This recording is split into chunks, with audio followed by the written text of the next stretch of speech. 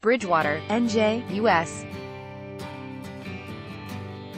President Donald Trump escalated his feud with the news media on Sunday, accusing journalists of being unpatriotic and endangering lives after the publisher of the New York Times disclosed that he had warned Trump recently that his inflammatory rhetoric about the media could lead to violence. Trump, who has made fake news a rallying cry and labeled journalists the enemy of the people, fired off a Twitter tirade Sunday afternoon from his New Jersey golf estate, blasting the media for revealing internal government deliberations and for what he considers unfairly negative coverage of his presidency. AG Sulzberger, the publisher of the New York Times, said in a lengthy statement that he agreed to the meeting with Trump to raise concerns about the president's deeply troubling anti-press rhetoric. Benjamin Norman, the New York Times file photo, when the media, driven insane by their Trump derangement syndrome, reveals internal deliberations of our government, it truly puts the lives of many, not just journalists, at risk. Very unpatriotic, Trump wrote. The president went on to say, "I will not allow our great country to be sold out by anti-Trump haters in the dying newspaper industry," singling out the New York Times and the Washington Post for writing bad stories even on very positive achievements. Trump seems to have been responding to the lengthy statement issued earlier Sunday by Times publisher AG Sulzberger, who publicly detailed his July 20 meeting at the White House with the president. Article continued below. Trump first characterized their discussion as a very good and interesting meeting, writing in a Sunday morning tweet that he and Sulzberger spent much time talking about the vast amounts of fake news being put out by the media. Fake news might have won Donald Trump the 2016 election. Study says Canadians' trust in media increases despite era of fake news. Global survey finds public editor Kathy English the facts about fake news. Sulzberger then took issue with Trump's interpretation of their meeting. The president had invited the publisher, and he was accompanied at the White House by James Bennett, the Times' editorial page editor, according to a Times spokesperson. The spokesperson said that White House aides asked that the meeting remain off the record, in keeping with past practice for such meetings, but that the president put it on the record with his Sunday tweet.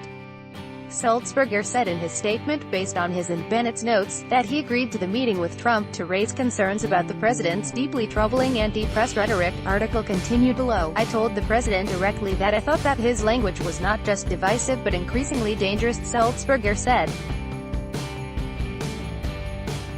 I told him that although the phrase, fake news, is untrue and harmful, I am far more concerned about his labeling journalists the enemy of the people. I warned that this inflammatory language is contributing to a rise in threats against journalists and will lead to violence. He continued, I repeatedly stressed that this is particularly true abroad, where the president's rhetoric is being used by some regimes to justify sweeping crackdowns on journalists.